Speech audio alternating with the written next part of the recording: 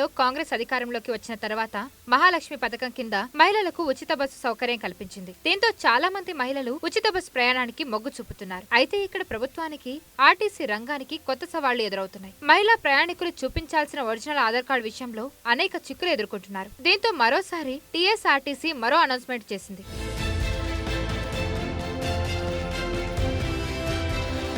మహిళా ప్రయాణికులకు తెలంగాణ రాష్ట్ర రోడ్డు రవాణా శాఖ షాక్ ఇచ్చింది. మహాలక్ష్మి మహిళలకు ఉచిత బస్ ప్రయాణ సౌకర్య పథకం వినియోగించుకోవాలంటే ఒరిజినల్ గుర్తింపు కార్డు తప్పనిసరి అని తేల్చి చెప్పింది. గుర్తింపు కార్డులో ప్రయాణికురాలి ఫోటో, అడ్రస్ స్పష్టంగా కనిపించాలని తెలిపింది. కేంద్ర, రాష్ట్ర ప్రభుత్వాలు జారీ చేసే ఏ ఒరిజినల్ గుర్తింపు కార్డు అయినా ఈ స్కీమ్ కు వర్తిస్తుందని తెలిపారు. పాన్ కార్డులో అడ్రస్ లేనందున అది ఉచిత ప్రయాణానికి చెల్లుబాటు కాదని క్లారిటీ ఇచ్చారు. ఒరిజినల్ గుర్తింపు కార్డు చూపించాలని పదే పదే చెప్తున్నా ఇప్పటికీ కొంతమంది స్మార్ట్ ఫోన్లలో ఫోటో కాపీలు, కలర్ జిరాక్స్లు చూపిస్తున్నారని టీఎస్ఆర్టీసీ యాజమాన్యం దృష్టికి వచ్చిందని మండిపడ్డారు. దీనివల్ల సిబ్బంది ఇబ్బందులకు గురికావడంతో పాటు ప్రయాణ సమయం కూడా పెరుగుతుందని స్పష్టం చేశారు. ఫలితంగా ఇతర ప్రయాణికులకు తీవ్ర అసౌకర్యం కలుగుతుందన్నారు.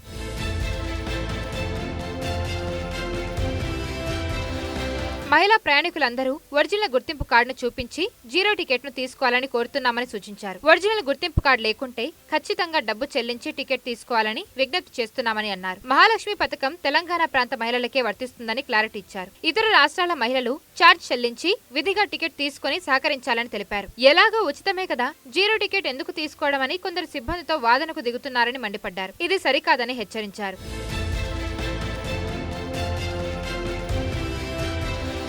జీరో టికెట్ జారీ ఆధారంగానే ఆ డబ్బును టీఎస్ఆర్టీసీకి ప్రభుత్వం రియంబర్స్ చేస్తుందని అన్నారు. జీరో టికెట్ లేకుండా ప్రయాణిస్తే సంస్థకు నష్టం చేసిన వారవుతారని అన్నారు. కావున ప్రతి మహిళ కూడా జీరో టికెట్ ను తీసుకోవాలని తెలిపారు. ఒకవేళ టికెట్ తీసుకోకుండా ప్రయాణిస్తే అది చెకింగ్ లో గుర్తిస్తే సిబ్బంది ఉద్యోగం ప్రమాదంలో పడుతుందని గుర్తు చేశారు. అలాగే సదరు వ్యక్తికి 500 జరిమానా విధించే అవకాశం ఉందని అన్నారు. ఈ విషయాన్ని దృష్టిలో పెట్టుకుని ప్రతి ఒక్కరూ విధిగా టికెట్ తీసుకుని సహకరించాలని కోరుతున్నామని సూచించారు టీఎస్ఆర్టీసీ వాళ్ళు.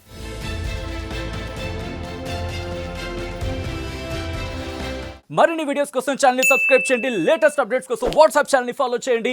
అండ్ లింక్ డిస్క్రిప్షన్ లో ఉంది.